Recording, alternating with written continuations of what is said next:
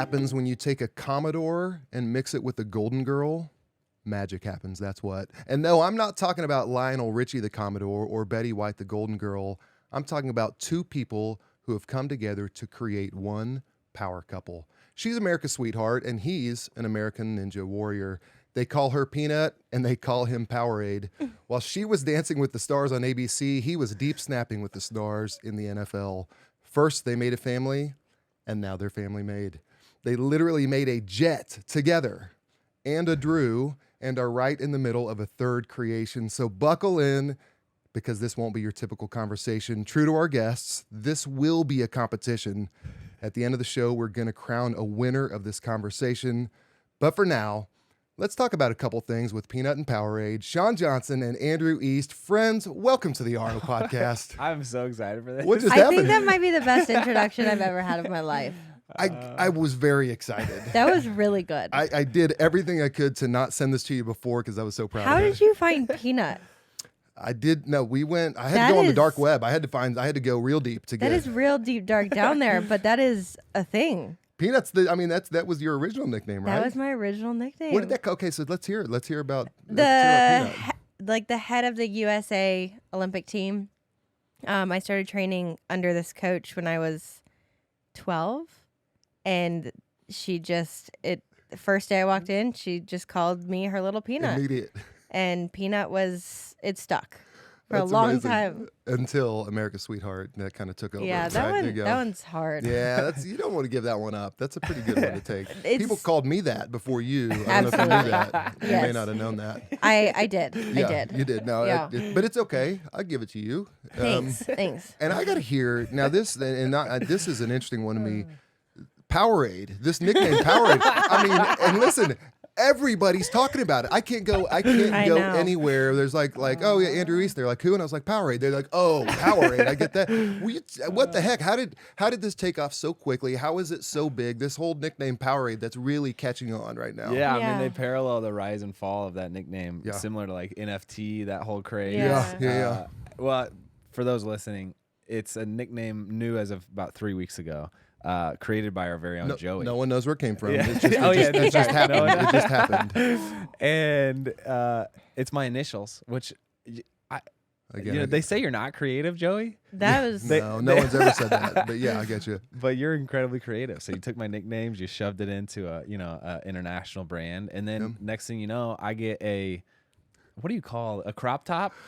I don't know what that was. was. Like a Lace? fishnet. It was some lace in it. It was a Yeah. fishnet or lace. Let's call it a fish lace. With Powerade Silk printed tank right top. there. Silk Yeah. tank Yeah. top with So Powerade. thank you very much. So yeah. again, Andrew Dean East, that's the Yes. ADE, and obviously you're a very powerful man. So Powerade, it makes sense. When I first heard it, I thought, of course, and then heard it from I don't even Sweeping call him the like nation. babe or husband anymore. It's just Powerade. Yeah. You were just dropping 8 on him. Hey, Yeah. hey, yeah, yeah. No, that's well, listen, a couple great ones, Peanut and Powerade. I don't know that many people, except for maybe my parents, will understand the Lionel Richie the Commodore. Do you guys get that reference? I don't. So do you even know who Lionel Richie is? Yes. So he was in a band called the Commodores. Really? Powerade here was at Vanderbilt, a Vanderbilt Commodore. Yes. You as well were a Commodore for a time. Yes. And you were the Golden Girl because you won a gold medal, and Betty White played in the show Golden Girls. Yes, I knew that one. And I got to be honest, we may need to cut that because you really lose all the pizzazz of a joke when you explain it. So I'm sorry. So that's all on me. So we're in the middle of a studio takeover. Yes. This is the Couple Things studio. We're in Nashville. We got the Goaro sign behind us. You're going to want to check it out on YouTube just to see it. And so we're in the middle of a takeover. So thank you for having me here Thank you for being here. to talk to you guys. I'm very excited. And Shawn, you're used to takeovers because Andrew, aka Powerade, he takes over your house with his friends all the time. Will you? What is this like to have just 7 grown men just walking around your house all the time? Generally, after getting out of the sauna or something like that. You're used to takeovers. I have just gotten used to it. When we first started dating, by nature, I'm very introverted. I'm very keep to myself. Don't love a lot of company. And over the years, I think you've broken me to a certain extent, babe. Because I love it. Our house is literally Hotel East. We say we have an open door Hotel policy. We probably have on average 7 people at our house every other day. Yeah. And a lot of the times it happens to be sweaty, shirtless men, which I've had like single women girl friends come over and they're like, what is that? I'm like, I don't know. Just like It they just, stepped into a dream or something, huh? yeah. Yeah. It's funny. One of my friends was over the other night, and they were like, "I can't believe Shawn lets you, spend this much time with friends, or like that Shawn's so social." And it's funny because Shawn's not naturally social, as she was alluding to. But it's Yeah. like, I guess in marriage, you kind of train each other a little bit. Well, and I do think the compromise that has happened is I love to host. I'm a very hard guest because I feel like I'm out of place, but I love hosting. So being able to like open up our home to other people, is one of my favorite things. What when you say if you feel like you're out of place when you're a guest, what do you mean by that? I don't know. There's something about like opening up my home. I feel like I have confidence in hosting. I have confidence in like helping and serving people. I have a really hard time being served. Interesting. Like I don't know. I don't know how to do that, and I don't know why. It's probably a flaw. Like compliments just make me cringe. So I think it's just that dynamic. That's kind of where we found our compromise. You can like have as that. many people over as you want to our house. You should look into that, though. Probably. Okay. Taking a compliment better and being more comfortable as a working on it. guest. No, you know what? I'm I think working you're on the it. best person I've ever met at taking compliments. Now I'm gonna gaze Thank lovingly you. in your eyes and just see how uncomfortable I can make Thank you. you. Yeah. I do know what you mean on that, though. Like there is a certain comfort in being your home turf. That's your thing. My wife is very similar way. Like Andrew and I, again, very comfortable in a crowd. I think I Yes, share that. yes. But then my wife is like very much a one-on-one person. Yes. Probably to the point where it seems like she's either shy or maybe even borders on rude sometimes. Same. But it's just more like, no, I just feel a little bit uncomfortable. Yeah. So it is impressive how you've adjusted and you've gotten broken in allowing that many people around you at all times. I also rely very heavily on Andrew. He is my crutch. I've had to host before without him, and it's not the same. Having like the social butterfly and having my teammate there helps. But Andrew, was that always from day one, just never met a stranger, all that kind of thing? No, it really wasn't. I feel like it started. I mean, I was pretty introverted myself until. When did it change? I mean, since we've been married for Probably sure. right around when you started walking. Yeah. Right, in 8-9 months. Yeah. I will say, since high school, I've found it really exciting to be around people with different perspectives. Yeah. And like, I think that's life's greatest adventure is just like understanding someone and how different, but maybe similar they are in certain ways. So like I did sports all through high school, and then my senior year, I wanted to do theater just because I was like, these people are so different than me. That's awesome. And then in college, I ended up joining. I was like super anti-frat because I was like, I don't get it. Like, why would you ever join a frat? So then I was like, actually, I'm going to join a frat because I don't understand it at all. I love that. And none of this sounds like an introverted human. Yeah, But I- exactly. by the Just- way. just But then- says I'm an introvert, right? Yeah. we love getting all these different people Yeah. thrown into one room and then seeing how they interact. And then like when you have like an engineer with an athlete, with a theater kid, with, a finance, whatever it is, it's almost like a self-selecting process too, where it's like, hey, they were really welcoming to everybody. Let's spend more time with them. Or like this, you know what I'm saying? So it's not strategic that way, but it does kind of filter itself out. And I just love broad perspectives. So Feel like that is something that we could use more of. I think that's one thing. I mean, it's just the current is to just find people who are similar to you, look like you, and that requires a bunch to actually go seek that out. Especially as you get older, it's just you just find yourself. You go to the same school, and so you find your people, or your kids go to the same school. That's a real challenge, and the discussion today is really on intentionality, and I want to break it down in 3 different phases. The first one just as a couple, talking about the two of you, and then as parents, and then as friends with others. And we're talking a little bit about that now. But the whole thought of intentionality, I think as a backdrop for this discussion with you all, is the fact that you are known, right? So you're known. You obviously, like, everybody in America knows you, and everybody. You have a big following, I think, in Peru. Andrew, is that right? Which is great. No, like, you guys are. I mean, you really legitimately are a power couple. Everybody knows who you are, and you're. One of you, I won't say who, is America's sweetheart. You're the face of a media company.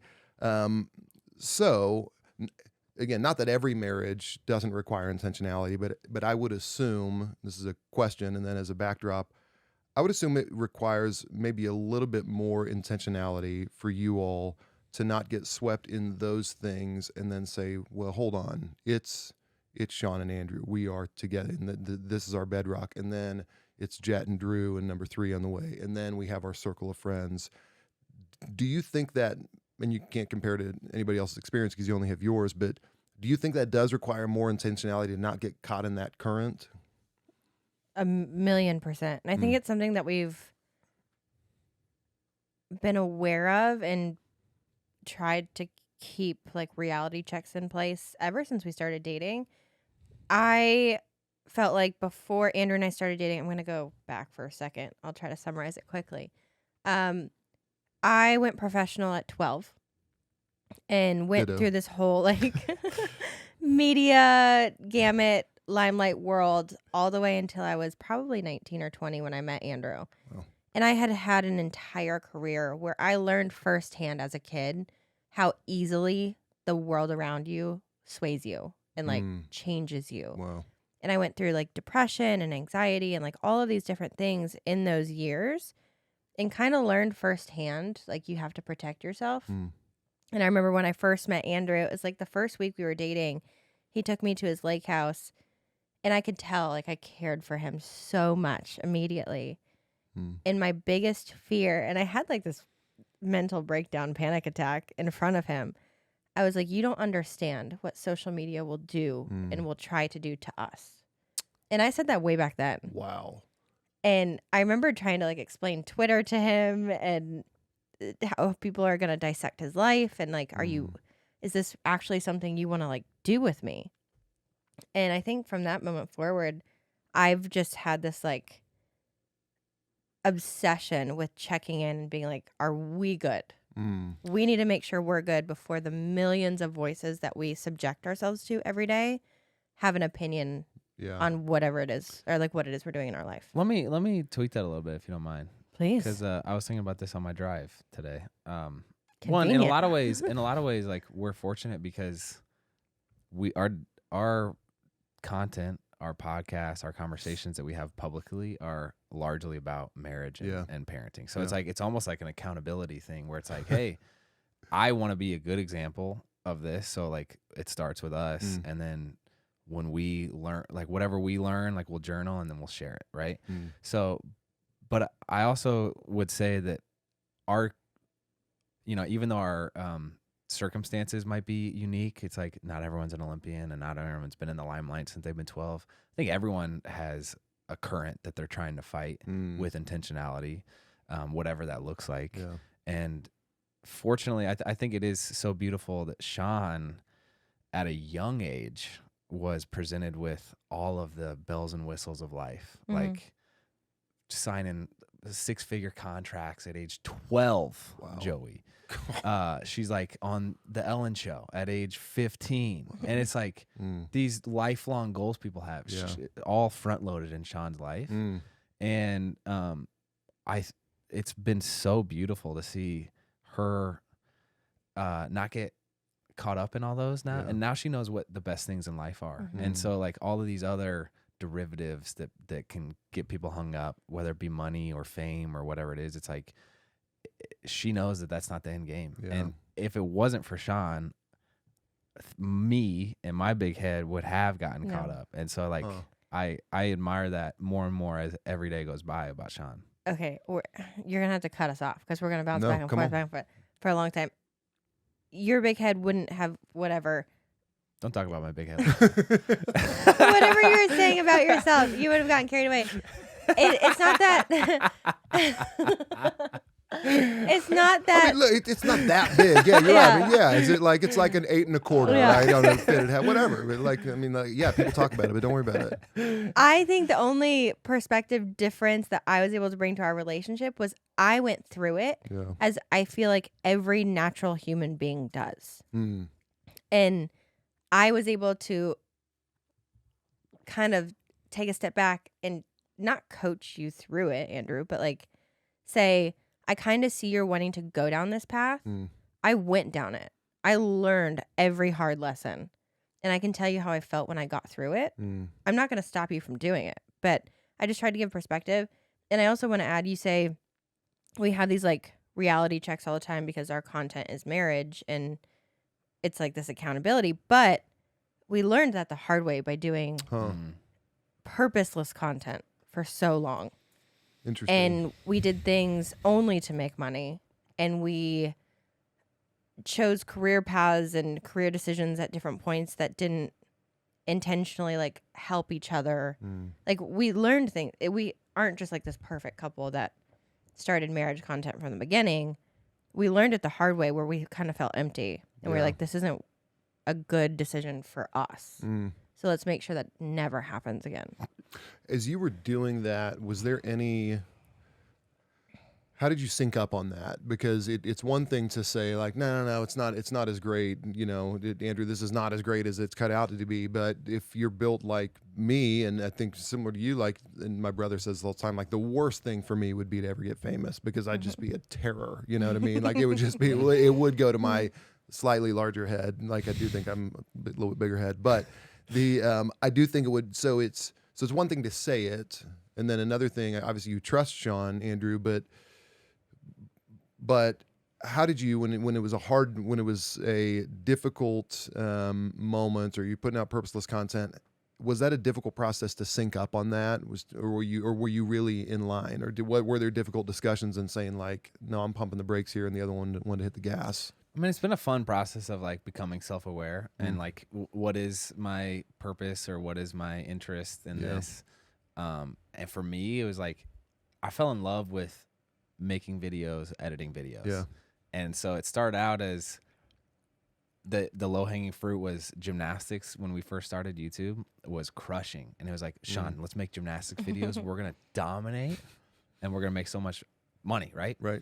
And Shawn was like, I'm not going to do gymnastics videos. And so there's probably, I don't know, freaking 2 years of friction where I was like, gymnastics, let's do it. And then at some point I was like, oh, well, I actually really don't care what the videos are about as long as we're doing it. Like I just love the world and the culture of the platform. And so it was like, as long as we're making videos, Andrew's happy. And as long as it's not about gymnastics, Shawn's happy. Yeah. So like, boom, like what's our phase of life in right now? And that's our interest. Shawn dives full in with whatever phase she's in, whether it's athletics or dancing or parenting. It's like she's bought in all the way. So it's like, that's what we're doing. Yeah. I think it's been a series of like trial and error. And like Andrew said, friction of we've been really good, both of us, since day one at some point hitting the reflection button of like, let's talk about what we've been doing for the past 6 months and see what's working and what's not. Yeah. That's something I think your dad was really good at, and your dad encouraged in your family, and you did with us from day one. But those kind of reflection points just kind of became more and more frequent, and we could almost do them in the moment now. So it's kind of like we did slime videos for a long time because they were crushing the internet. Yeah. And I remember just having a conversation on like our third video, and I was like, why are we doing this? This is not serving anybody for the better, except like frivolous content. And I said, I just kind of feel empty doing it. Interesting. And we would have a discussion, be like, okay, what could we film otherwise or whatever? But having these like reflection moments of what is our purpose? What is our goal? Where are we trying to go? And just getting better at communicating that thought. Have you heard this? Apparently, Adam and Eve in Genesis. Yep. The Hebrew word for Eve means beneficial adversary.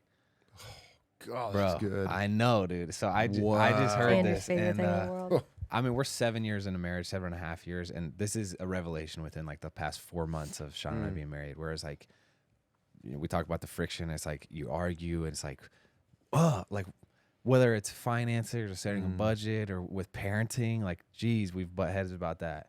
And it used to be like black or white. Like, why isn't she coming over to my side of the perspective? She doesn't understand what. And then it's like, I heard the beneficial adversary thing. I was like, oh my gosh, this whole time, like, I have one perspective that's valuable. Yeah. She comes at it from a whole different perspective that's valuable. And it's like both are needed. Both color in the the reality of the situation and probably the best compromise of a decision moving forward. How can we use both perspectives as opposed to just getting caught up and angry to like actually make each other a better team, and we're both better off anyway. So I feel like we've gotten better at that, which is such a good, in the moment, like I received that concept of beneficial adversary, like, oh my gosh, that's amazing. Like, I can't wait to get home and Kristen argue with me about something. You know what I mean? Like, no, I really do. Like, it feels, in a way, it almost feels like a heroic thing then to be like sharpened. But but then when you get in the moment, that's not that easy to embrace the term beneficial adversary. So that's a hard thing. And I'm curious with that, like, as you guys are so synced up, maybe on the business side, is there any difficulty in separating out the you and me? Oh, all the time. And how do you do? What are some of those maybe rhythms or even guardrails that you put in place to make sure that it's not like you're not on a date and you're just talking about what you're what's going on in the business? So our like rhythms that we've kind of locked into our life at the moment. When did we start the yearly thing? You were 2018. In 2018. In 2018, we had been bouncing around we had bouncing around the NFL for 4 years. Yep. And we were kind of doing social media. We were kind of doing YouTube, and we had this idea of like doing this meeting where we sat down and wrote down all of our like New Year's resolutions, our yearly goals. Yep. But we went through every single category in our life: philanthropy, marriage, work, personal interests, finances. Like we broke them down into like 10 different categories. And we sat at a coffee shop for 6 hours. Wow. And in 2018, everything we wrote down looked drastically different than the life we were living. Completely different. Like where we wanted to go was nowhere where we were headed. And that kind of set into motion these rhythms that we now have in place, where we do these kind of like come to Jesus meetings once a year. We do monthly check-ins with each other. On the annual plan. So it's the monthly. Kind of. The monthly checkup started before the annual thing. Yeah. Whereas it was more of a Shawn and I, like, as opposed to us griping in the moment all the time. Whereas like, you're standing at the sink, you didn't do the dishes. Yeah. It's like you let patterns reveal themselves over time, so it's not just this emotional reaction. Oh, I like that. So it's like over a month, if there's a pattern that I need to bring up to Shawn, like it's a little fairer. Usually you're removed, there's less emotion. What? Do you remember how these started? No. When we were dating, Andrew kind of already had this rhythm in place but didn't notice it. Oh, yeah. Every so often I would get a text or a call and he would say, "Do you want to meet me at Frothy Monkey? It's this coffee shop here in Nashville for coffee." And I knew in that sentence alone that there was something he needed to, like, it was a sensitive topic that had to do with us that he needed to talk about. And Frothy Monkey was the spot. But it was the only time we would ever and go he there. never noticed it. But I was like, "What did I do now?" And he's like, "What are you talking about?" It's like, "You called me back to Frothy Monkey." So that kind of became this joke but rhythm we had, where once a month we're going to go to get coffee. We're going to talk about anything that we need to. So we still do that. We do the annual, and then we try to have like check-ins daily, just of like, how are we doing? We've been talking about recently maybe doing a quarterly or halfway through the year checkup on the whole annual stuff. Yeah. It's really funny though, because like the first time we did this, I pulled up the goals. So now we have a Google Doc of all of our goals. Wow. And so 2019, you'll see like a good amount of stuff, right? Whatever, maybe that's 2 pages. But every year that's gone by, so this is the most recent. Every year that's gone by, it's just gotten longer and longer and longer. And it's almost like having a higher resolution vision for where you want to go. The first year we did it, it was a cluster because it was like, what do you want? I don't know. It's like, let's go on dates 5 nights a week. Okay, great. And like you're just throwing something at the wall, but it's super helpful because then the next year you go back and say 5 date nights a week is way too much. Yeah. Let's do 1 a week. Let's have 1 night that we hang out with couples. And so we have like all this, almost a game plan for every week, Yeah. month, and like quarter laid out in all aspects of life. So I don't even know what your original question was, Joey. No, it was about this. It was about the rhythms and the routines. So is that something that has become so natural? So take the date night example. Like, does it feel unnatural if a date night doesn't happen? Is it part of the rhythm, or is it still like, okay, I got to go to the schedule, because there's real value in scheduling as well. Do you have to go to the schedule? Is it that literal, or is it just fall within the rhythm? I think it feels really unnatural. Every Thursday night we go on a date night, and if we miss that, you can tell. And even like last night was date night. Yep. We didn't have anything planned. We were like, oh my gosh, I kind of forgot, but it's still date night. Yeah. And we had a blast. Yeah, But- last time was so much fun. But if we go a week without a date night, it feels like our rhythm is off. Yeah. Like we haven't had that time for each other. I bet Andrew gets so needy if he misses date night. Oh my gosh, I can't imagine. I'll say that it's funny. We got asked by we did like a live tour a little bit ago, and someone had this question. They're like, do you guys get worried that you're gonna lose like the whimsical, adventurous side of life by being so routine oriented? And That's a great question. honestly, I think that our natural tendency is to do way too little and be way less intentional. So like we're gonna over index, and every week on Thursday, like it feels less romantic maybe to say we're gonna do date night every week. So it's not like this, I love you so much and I surprised you. It's like, no, we're gonna do date night every Thursday. But you know that we're gonna go on date night, and some date nights we don't look forward to because there's something we need to discuss and there's an argument going on. Some date nights are like last night was just pure fun. Yeah. And some date nights are like quiet. Anyway, it's just like I would rather over-index on routine and intentionality than like fall into the normal of. But it also, to a certain extent, protects that whimsical side. Absolutely. Because every Thursday night, we know we have date night. And then it's kind of like, okay, what do we want to do? Right. We've got a babysitter for 4 hours. This is cool. This is fun. Or we know within our annual goal setting, all of that we want to go on 3 trips this year. Okay, now we actually get to like dream of these 3 trips. We know what our budgets are. We know when we're going. Now we just get to dream of what that's going to be. See, I like it. It makes me think of Andy Stanley, pastor in Atlanta. He talks about, when he talks about giving and generosity, he talks about planned generosity. And he said the most generous people don't just get moved by something and give. That can be generosity, but the most generous people pre-plan that. Like, this is the thing that we do in our lives. So to your point, it's not like you have, the same table at Olive Garden every Thursday night, right? You have, it could be putt-putt, it could be a bunch of different stuff, but just having that placeholder and then allowing, then that's when the creativity comes in. It just takes the decision fatigue out of it also. Really like that. It's almost like I view it as you put someone on the calendar to give yourself the highest amount, like the highest probability of feeling that whimsical romance or whatever. It's like, okay, like it's either not going to happen or I'm going to make a window for us to hopefully have those feelings. Yes.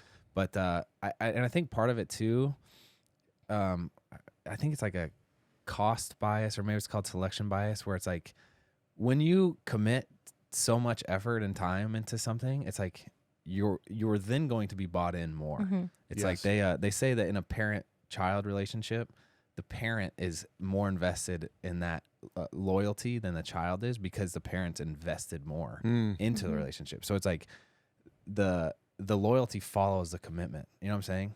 That makes so much sense. That's so interesting. It is funny. I was thinking of it as you're talking about the parent-child relationship. That makes total sense. Yeah. It could just be routine for a child because they have no investment. They just show up. Yeah.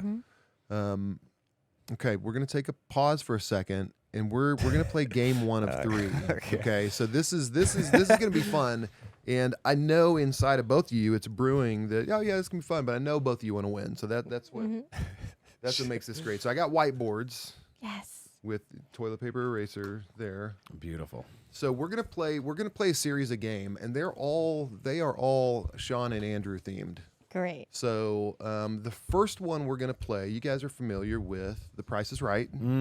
So we're going to play The Price is Right, but it's tailored to you guys. So the goal here is I'm going to say something. You're going to name what you think the price of that thing is, okay? And we're not going to, Price is Right rules are you can't go over. That's okay. We're going to say closest to the pin here. Okay.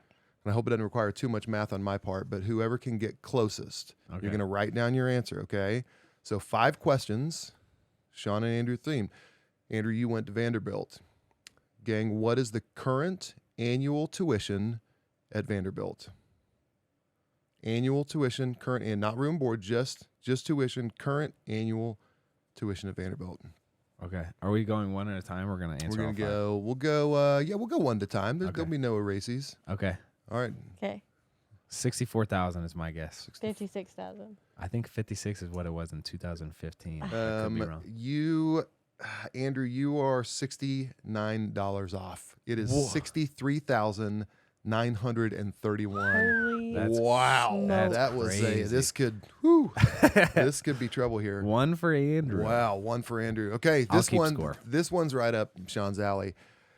Sean, how much does a pork chop on a stick cost at the Iowa State Fair?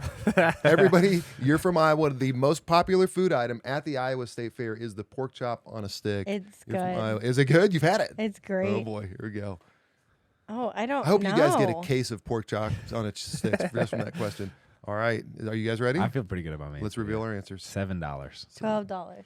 No way, babe. We're talking Iowa. It's not gonna be. It But was they're huge. it was $8.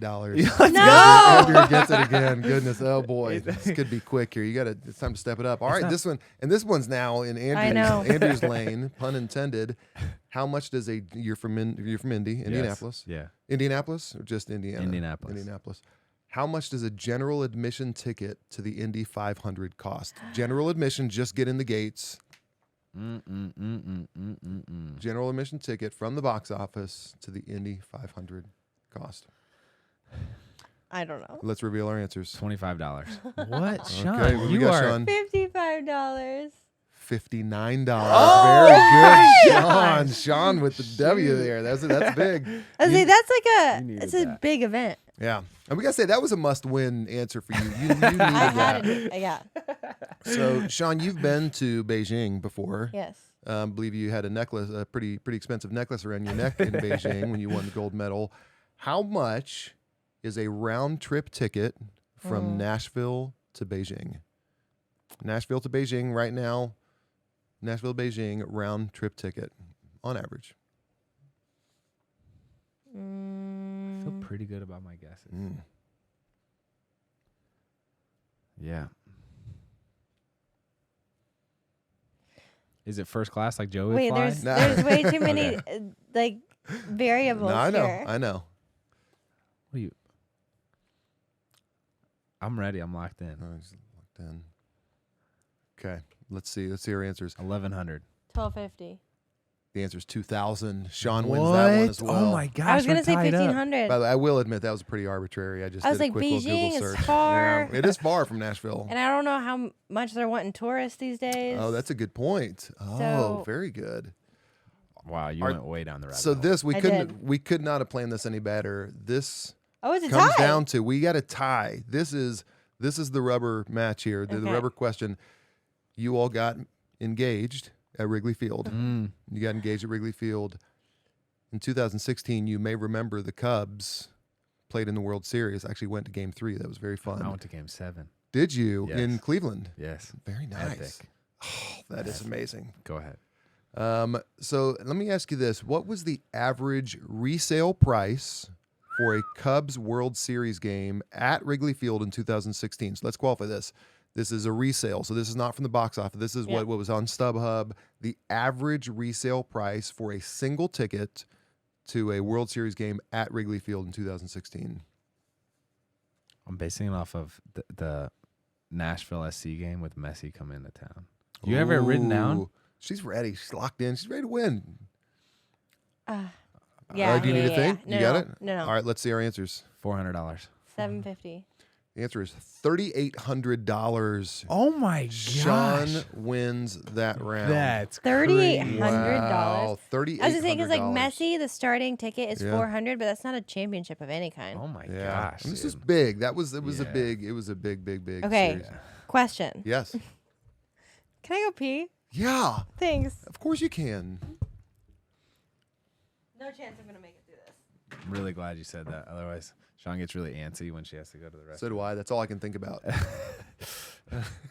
Okay, gang, we got a tight one here, and I it's probably going to be hard to keep the two of them focused on anything but the next two games. By the way, that was just a little appetizer. By the way, we got a couple doozies, and I don't use the term doozy lightly.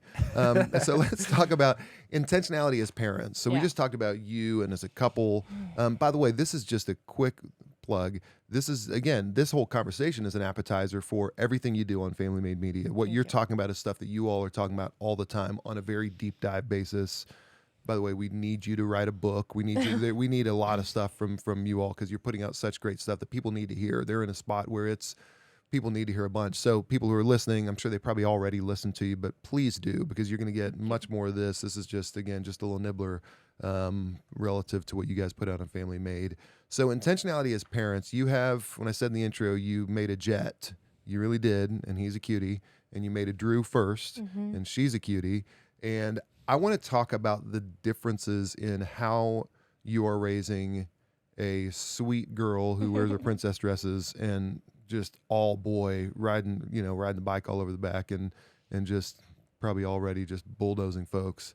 I want to hear about the differences broadly on how are you approaching those two differently?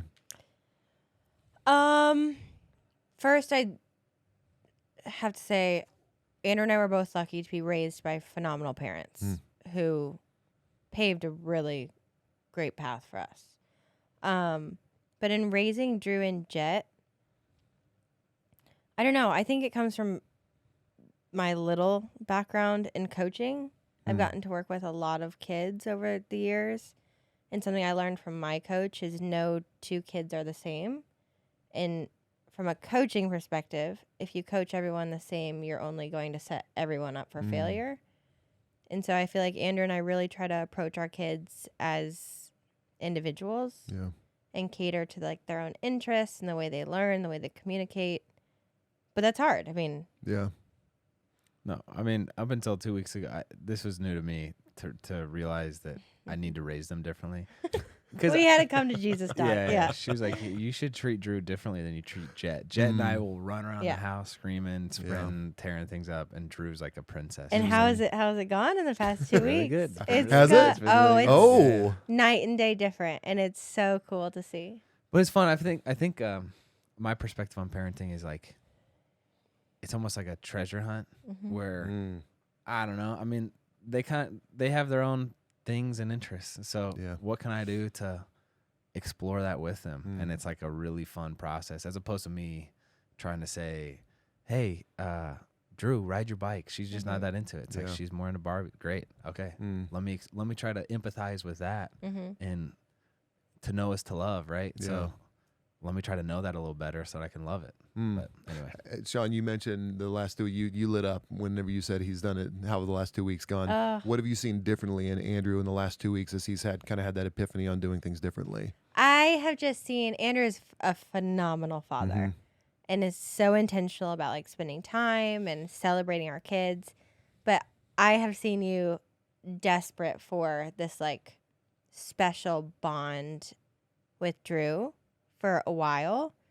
And she's just very timid towards, and Andrew, he tends to be like loud and silly and wants to wrestle and play and like he's just a big kid. And I have just noticed from Drew, from kind of day one, she doesn't respond to that. She's just this little empath. She just wants to be like, she's a feeler. I don't know. And I kind of had this conversation with Andrew. I was like, I would just encourage you to try things a little different. Like, she's just different that way. And you did. You switched things up completely in the past 2 weeks. Drew is all in on Daddy. And Daddy is her favorite person now. And it's really special to see her grow in her confidence with their relationship and vice versa. It's fun.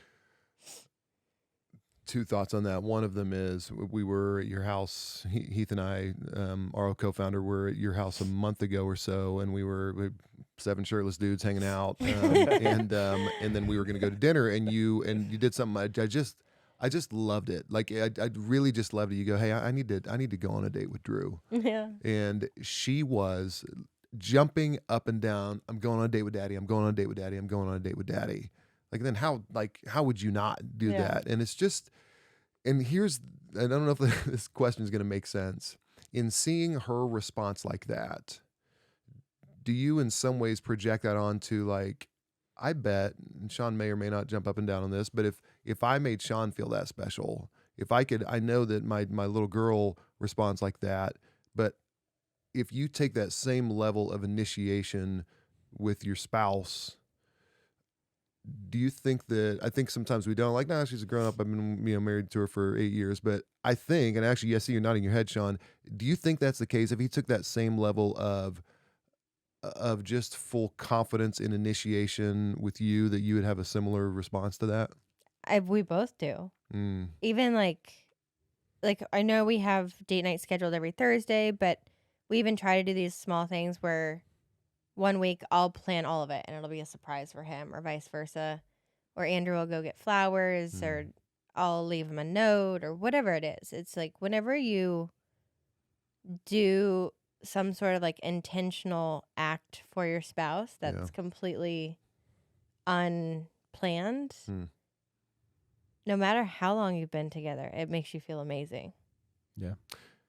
Sometimes I really do feel like an idiot sometimes because it's such low hanging fruit. It doesn't take that much. I know, but it's so easily forgotten from Yeah. both of us. Yeah. You get into the motions of life and you're like, they know I love them and I know Right. whatever, but I was just listening to this long interview with a divorce lawyer, and he was talking about how like there's like a sense of charity in a relationship, like it's like generosity, just the willingness to believe the best about the other person.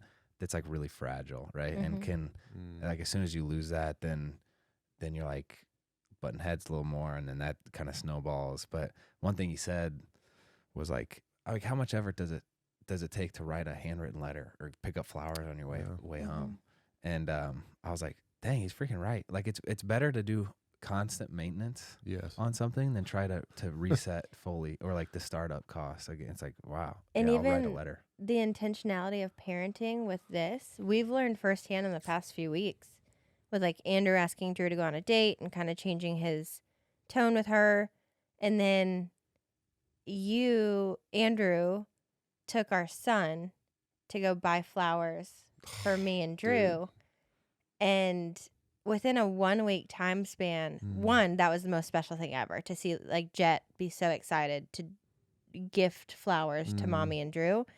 But then a week later, my mom was over at our house cleaning up like some flowers that had kind of died in a vase, and Jet ran over, grabbed one, and went running around the house looking for Drew and gave her this flower. And it's just like, to see it at the most innocent level, it, like you said, it reminds you of how that makes your spouse feel.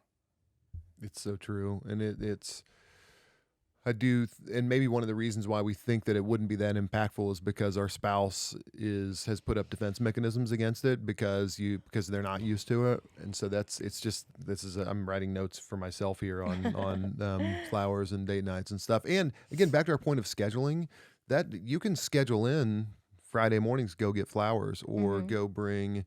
I heard a recent story of a couple who the husband was out to breakfast and his wife asked for him to bring her breakfast, and he forgot. I was like, oh my gosh, that was you guys. Okay, that's embarrassing. I was gonna give an example of like some things like you probably shouldn't do. Yeah. So maybe the point is like, remember to bring your wife breakfast if she asks for it, even if she doesn't ask for it. I do think I want to ask a question. You mentioned it before, and no, this is not a. Yeah. By the way, Shawn just did the sweetest thing. I just completely threw Andrew under the bus. And you know what she did? She reached over, and you need to watch on YouTube. She reached over and just grabbed his hand, just said, "Honey, I love you. It's okay." This is not overly self-serving, and I'm not asking for you to even talk about RO, but I am curious on how you are managing technology currently, how you hope to manage, that's maybe too far off to how you hope for them when they get phones because they're on the younger age. But how are you managing technology within your family right now as parents? So after our interview, we had been working on like managing technology of like turning it off, not having it during dinner, not having it like around the kids. And after our interview, you said that teaching kids the importance of like managing technology is really important. And one way you can do it is have your kids put your phone in the box. Mhm. And we've been doing that, and it's been awesome. Has it been good? Yeah. And Drew put my phone away the other night, and she like went and found Daddy, and she's like, "Daddy, I need your phone." And it was just like it was so sweet. And Ugh. I feel like we forget at such a young age, they aren't telling us yet, can you put your phone away? Yeah. But you're kind of teaching them that. So it's been special. It's been an ever evolving process. Like we last year had a TV in our dining room or our living room, which is right by our kitchen where we eat. And I love sports, dude. So I don't care what sport it is. If it's a competition, I want to watch it. And we would just have it on, and I loved it. But then we, under Shawn's recommendation, removed that TV and just put like art, which I'm not that big an art guy, but I'm starting to get art, and it's like it's interesting. But Drew's way more into the art, and like she recognized it. She's like asked about what's the tree for, and again, it goes back to like, okay, I think having a purpose for whatever you're doing. So I think our goal with screen time is like, well, let's hopefully have them learn something, whether it be like Bible stories or math, whatever it is. But if you just have it on in the background, there's no explicit purpose for that. So like, let's remove that aspect of it, and we'll put it in another room so that we have to make more of an effort, which then like creates almost like that split second hurdle for you. Like, okay, well, what am I going to turn on? Okay, well, let's make it something that has the kid, helps the kid learn, Yeah. We have like a TV room now. So if you go watch TV, it's in the TV room. It's kind of isolated from the rest of the house a little bit. And it's like an intentional decision. Which, by the way, creates like there is my 15-year-old son Harrison and I, we have a list of 200 movies we want to watch together. That's sick. And so that's a shared experience. And he, like, I think his love language is watching movies with me. So that's a new one. But that we love it. We love it. And it's stuff, and it's cool. We can start watching things like, that I watched when I was in my teenage years, and like Shawshank Redemption and Braveheart and like great movies like that. And so it creates, almost by having that separate movie room for you all, the TV room, it almost creates, that's an experience in and of itself to go do that, a shared experience together rather than just something that's just on in the background. Yeah, it's I'm reflecting on our conversation, but like, you think about the difference of Netflix and chilling, right? Yeah. Where it's like, hey, let's just binge watch a TV show until it's the next morning, or like, hours have evaporated, versus the experience of like buying a movie ticket and showing up. It's like the difference, the act is the same, right? Yeah. You're just sitting there watching the screen, but the whole experience is drastically different. Like there's this form of anticipation when you're going to watch a movie. You're a little more locked in and dialed in, focused. You're not going to probably be on your phone as much in the theater. And so it's like, how can you create more of those enhanced experiences that like mean more than just mindlessly doing something? Yeah, taking something common but making it extraordinary. I love that you're handing your phones to your kids. Your kids are getting trained to take it. It does a couple things. They value themselves. They see like, oh, I'm more important than mommy and daddy's phones.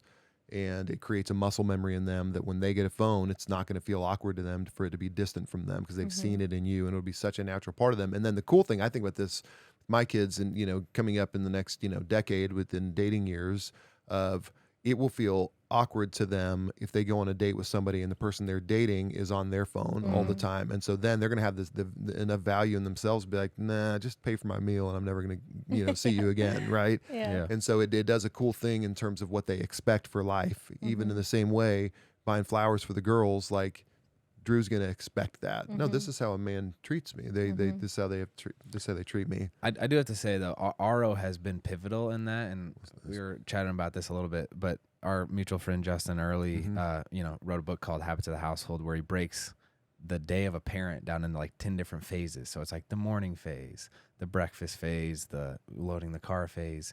And it like just gives you a sense of awareness or like understanding of like, okay, this is vocabulary and kind of like a framework that I can navigate this Yeah. certain area of life in. And RO has been that for us in screen time, where it's like, yeah, now we're more intentional because we have this, we have this thing sitting on our countertop, and the kids can interact with it.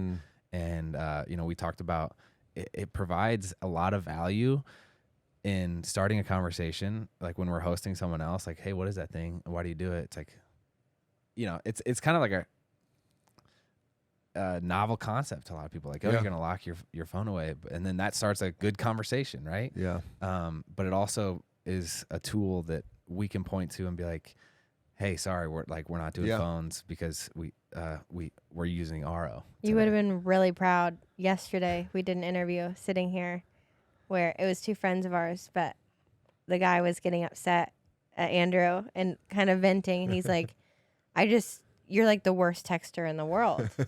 And Andrew is like, no, it's just me being unapologetically unavailable. And I was like, good. oh, that was good. That's really good. Which, funny enough, that makes you unapologetically available to the people with you. So I love that.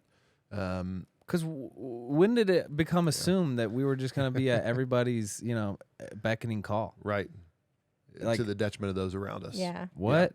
It's like I just use the phone as a tool to be in situations I want to be in real life. Yeah. So it's like the phase of life I'm in, it's like my wife and my kids. Yeah. If you share the same last name as me, I will pick up the phone. Yeah.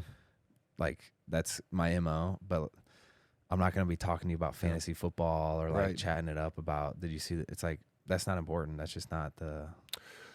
Which it's so great when you have a relationship that understands that. I shot you a text yesterday, and then I went to bed early because I got my glass of warm milk and then went to bed early. I'm just kind of an older gentleman here. But then I saw your text this morning, and by the way, it was totally fine. Like it was like, yeah, of course. My assumption was like, he's in the middle of doing a bunch of stuff, not the least of which is being a great husband, being a great dad. So I love that rhythm is built in. I think it's time for game number 2. Let's go. We get it. This is this could be the make or break one, and I'm not gonna lie, I'm kind of pulling for Andrew here. So game 3 will be interesting. So this one is a version of the Newlywed Game. If you're familiar with the Newlywed Game, you ask questions.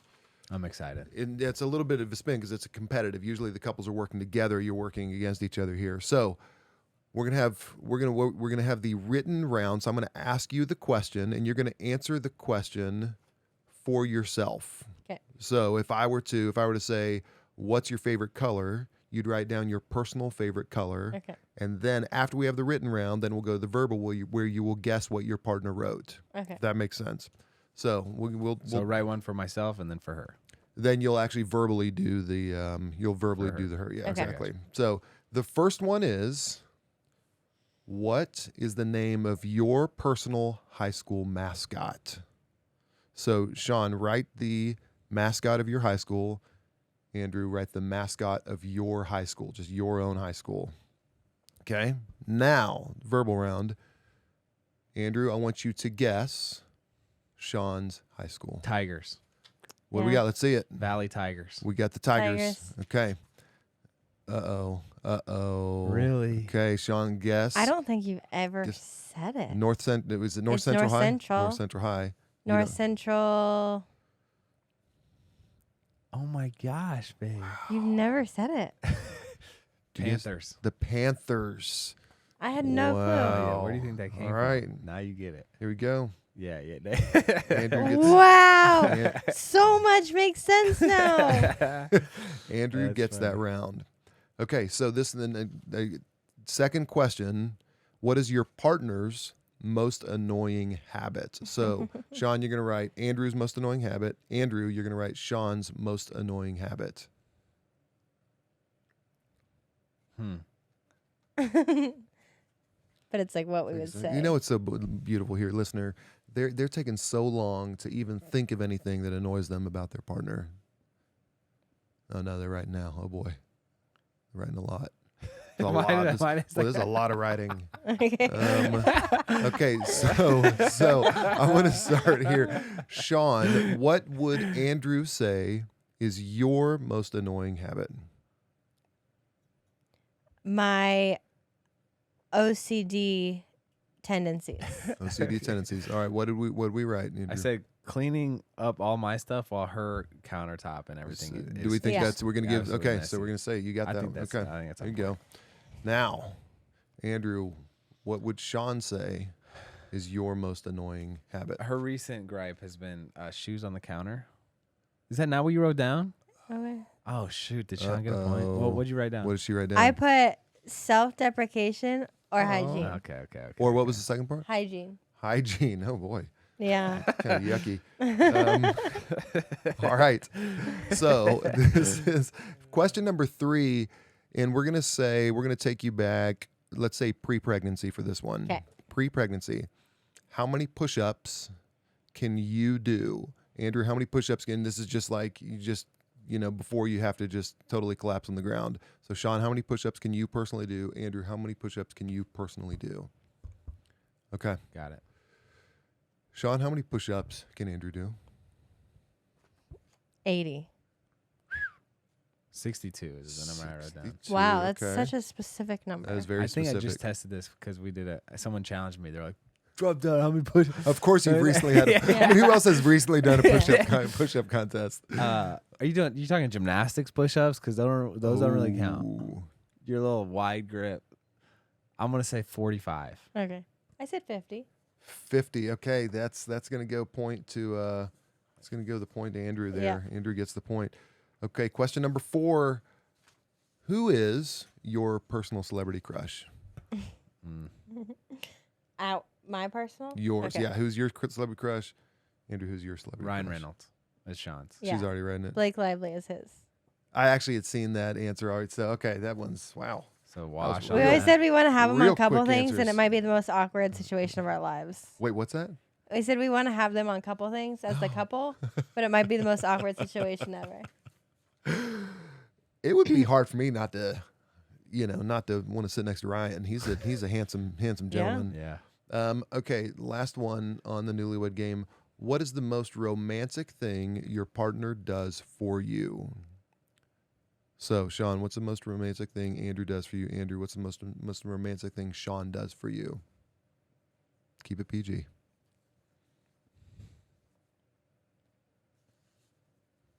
I like the question.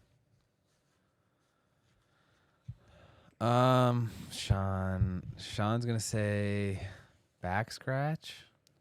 Dang it. No, but that's a solid one.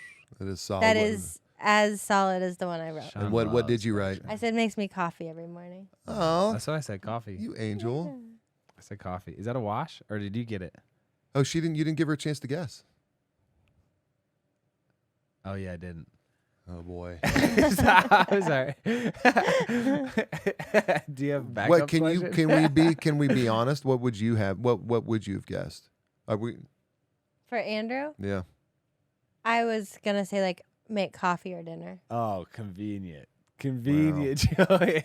Well, That's a wash. That is, all right, we're gonna go wash. We're gonna go. All right, so we're gonna go okay. We're gonna have to do some editing here. I got to think of a question real quick. Okay. We're gonna have to go an official 5th question. All right, question number 5. We went to the judges. I want to hear, what is your personal dream vacation spot? Oh shoot. Personal dream vacation spot. Yeah, for yourself. Where would you Okay. like to go?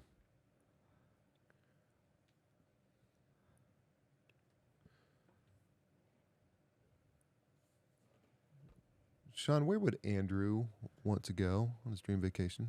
In this phase of life right now, he wants to go to India. Is that what? Yeah, What did you write? What did I you wrote write? California. 'Cause Wrote I- California. Yeah. Oh, okay, look, kind of low our What? expectations. Yeah. I do want to take a What? week-long Your train ride dream through. What'd you say? vacation What'd spot you say? is Like Memphis or California? something? It's like, like your dream vacation. Oh, just over here. Yeah, probably just like East Nashville. My answer is more correct than his answer. Yeah. Okay. So that's actually a good point. So now, where is Shawn's Blackberry.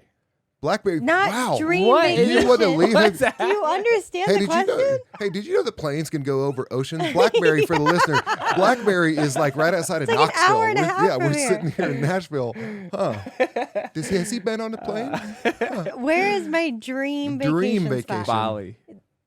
No, you No, can't you just know keep this guessing. answer. Maldives. There you go. All right, we're gonna go ahead. Oh my So that's a gosh. wash. We're gonna go. That is But I won 2-1. that Given is a that's a wash. wash. Yeah, that's right. So we have Okay, So so what it's- is what we needed to happen happened. Good. We have a split series here. All right, I want to talk real quick in the California. last California. Oh my Yeah, gosh. it's California. Like Well, we're fulfilling that dream next yeah. week. So Where in California? I feel like where would be like a boy like would you like Sacramento or something like that? Like where's Oh, like dude. where's something real cool? The like Bay's well, the Bay is beautiful. yeah, I you- know it's you- beautiful. I yeah. know, but like mountains and dream. No, That's not California's your beautiful. dream. There's no disparagement vacation. of California. California's Yosemite. awesome. I'm a national park guy. Why is no one believing this? Because your long list of bucket list dream vacations is wise, like Yeah. widely international. Yeah, for sure. Before it would ever be. You got Myrtle Beach. That's one that you want to go to. I know you've always wanted to go to Myrtle Beach, which seems really awesome. Tulsa, where I'm from. Yeah, you can head out to Tulsa. Great spot. Go to Tulsa in the fall. Go see the foliage in Tulsa. I want to hear about friendships real quick. We've taken way too much of your time. I want to hear about friendships. I want to hear first. You got to talk game night, Yes. but then I want you to segue into that's great as a group. Then I want to talk about the individual. Where do you go when it's like heart showing time to somebody individually? So let's talk game night first. Group friendships. How did it start? What's the purpose? How's it going? Long story short, game night started. We were living in Nashville. Los Angeles. Okay, sorry. It must have been a dream. You're right. It started in Nashville because we were living a life in Nashville that we were so isolated. We had our ride or die best friends that we spent every waking second with, but we never saw another human soul ever. Then we moved to LA, and I might have that backwards, but it's fine. Moved to LA, and this community kind of like took us in, and they did weekly game nights on like the rooftop of their building, and it Weekly. was like potluck. It was bring a dish, and we would just play like werewolf or do all these things. You ever played werewolf, dude? That sounds scary. I love that. And it was the game. most random group of people that I don't want to say like misfits, but it's not like we all shared common interests of any kind. Yeah. But we all had so much fun together. So when we were back in Nashville and we had our first kid, we kind of started to feel isolated again. We said, let's do game nights like we did in LA. Wow. And it was that mentality that we talked about at the beginning of the interview where I don't need you to believe the same thing that I do. We don't need to be the same person or have the same hobbies or interests. We just want to get along, have fun, and build our community. And we put it into our yearly goals where we do it monthly. We have a budget for it, all of these things. But it's truly been able to build a community for us and for other people. And it's been really special. So fun. That's awesome. I mean, you have 70 people. Is that right? I mean, you We have a load lot of them people in, now. and there's only one winner, right? Correct. Only one.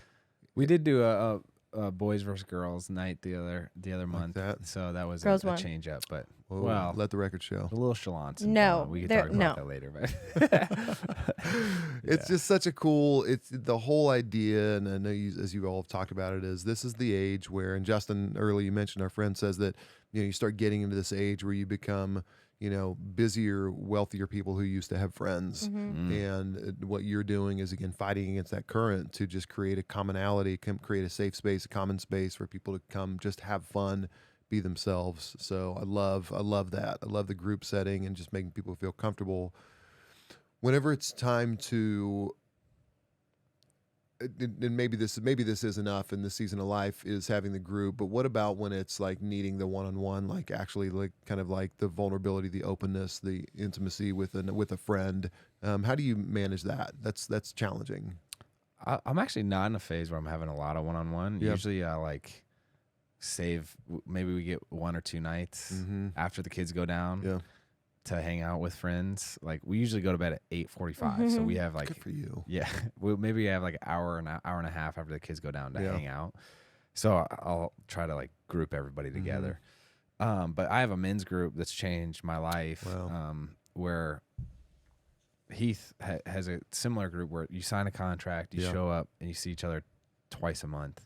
So it's not a lot of one-on-one sharing, but it's like a group of guys who have known me for 15 years, Wow. played sports with them. They've seen my whole train wreck and getting back together, and they just know me on a deeper level and challenge me, which is I'm so thankful for. Yeah. So that's what it looks like. Twice a month we have That's that. awesome. And recently, so like he said, his group of guys are all college guys that have known each other for 15 years. They're all married and having kids now. And so recently, all of the wives of that group started their own. Oh, cool. And we meet on the same days that the boys do. The boys meet in the morning. We meet at night. And we're in the process of building that bond and that trust that allows that. But we know how close our husbands are and their trust level. So it's kind of like we're doing leaps and bounds. But that's our group as well. And you can't. That's such an interesting thing. You can't rush history, right? No. You build up history slowly, and you gain trust, and even if there's a mistrust, I've heard if you in a moment where if there's a moment of mistrust, it's like draining a bathtub, and then gaining trust is just a teaspoon of water back in at a time with every good interaction. So that's neat that you all are doing that and taking your time and being intentional and just giving a little bit more as you go along. One thing is we were talking about you, the way you are with friends and game night. You're modeling again that to your kids and what friendship looks like. That's what's just one of the themes I think is emerging here is just the way you're telling your kids a bunch of stuff too, I'm sure, but you're just modeling the way. And I think that's really, really neat. And I think you're also modeling for them just super competitiveness, which leads us to our third game. Let's We go. got third game. The And tiebreaker. I got to admit, this is my favorite one. This is my favorite game. This game is called long snapper or gymnast. Okay. So I'm going to name two names. There will be 5 rounds because Andrew was a long snapper at Vanderbilt in the NFL. Obviously, Shawn was a gymnast. So I'm going to give you 2 names. One of them is a long snapper. Okay. One of them is a gymnast. Okay. And these each one, there's no pattern to it. I've just gone alphabetical and last name. So round 1, you're going to have to tell me, is this person or these people, which one is a gymnast, which one's a long snapper? Pat Hurst and Harper LaBelle. Pat Hurst and Harper LaBelle. By the way, I went to the Olympic website, like searching the 50s, so I'm hoping you don't recognize any of these names. Pat Hurst, Harper LaBelle. So who's a gymnast? Who is a long snapper? Okay, let's hear it. Gymnast is Harper. Gymnast is Harper. Gymnast is LaBelle. That's the Harper same LaBelle. person. Oh, yeah. Yeah. Harper LaBelle was a long snapper. Harper LaBelle, long snapper. No one gets a point. Wow. Round Gosh, 2. What? Long snapper or gymnast. Wow. Now I'm going to skip this one. That was really good. Round 2. Long snapper gymnast. Kendall Gammon and Theo Weed. Kendall Gammon, Theo Weed. Who was a long snapper? Who was a gymnast? Kendall's a gymnast? No, Kendall Gammon's a long snapper for the Wow. Kansas City Chiefs. Was there 12 years. Oh, dang. Yeah. I'm sorry. That was, I shouldn't, I was hoping that I didn't do any These recognizable are good, names. though, dude. Thank you. Thank you. Those are good. Round 3, we got Bert Cronin and David Diaz-Infante. Bert Cronin, David Diaz-Infante. One of them is a long snapper. One of them's a gymnast. Bert Cronin, David Diaz-Infante. Do you know this, Shawn? I've only known one of the 6 names that have been tossed out. And I'm disappointed you knew any of them. All right. Who was the gymnast? Who was the long snapper? Bert Cronin, David Diaz-Infante. I'm going to say David, Well, David was what? the gymnast. David was the gymnast. I had that as well.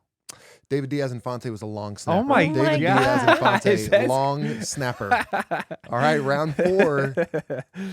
Couple great names here. We got Blair Bush and Willie Welt. Blair Bush, Willie Welt. One of them is a long snapper. One of them is a gymnast. Blair Bush and Willie Welt. These are great names. What do we got? Gymnast was Blair Belt. That's what I said. Or Blair Bush.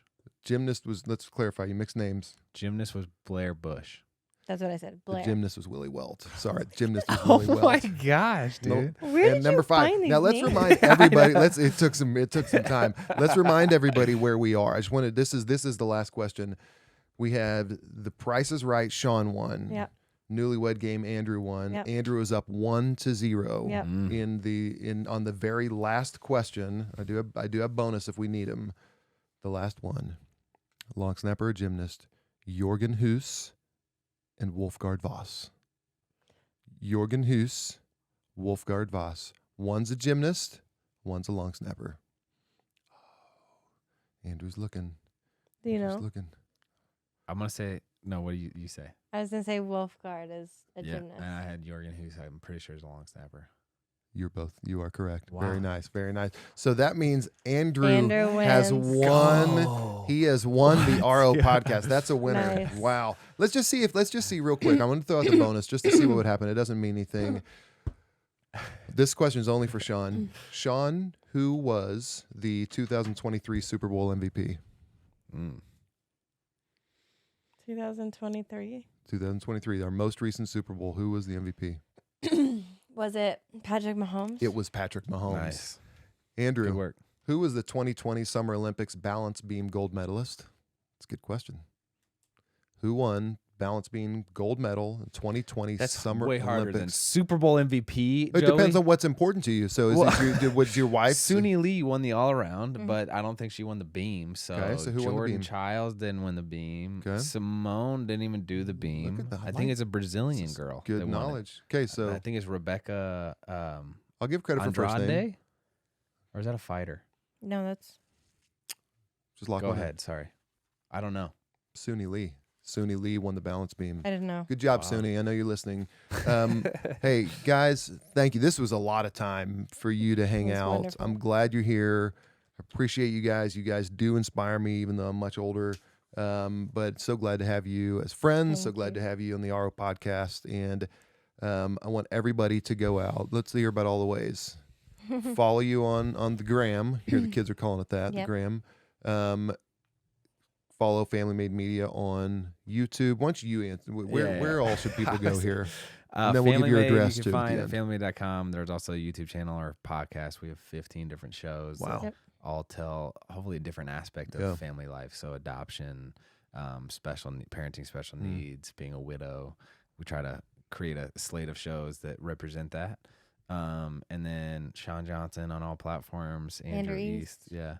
I got to say, Joey, it's been a great treat of this year, a highlight, dare I say, getting to know you, bro. You make me thank you. giggle, and it's freaking hilarious, man. So Well. it's been a fun few months getting to know you, and I look forward to more of this. And I'm so thankful for RO, both in my personal life, just giving vocabulary and knowledge on how to navigate screen time, but then also with our family too, and like it's an accountability partner so that I can be the best dad that I can be and father. So I'm thankful for you. Well, that's very nice. Thank you. And I share the same. It's been super fun getting to know you guys. I'm super excited about baby number 3, little Joey. And grateful for you guys. Thank you very, very much. Thank you. Thanks.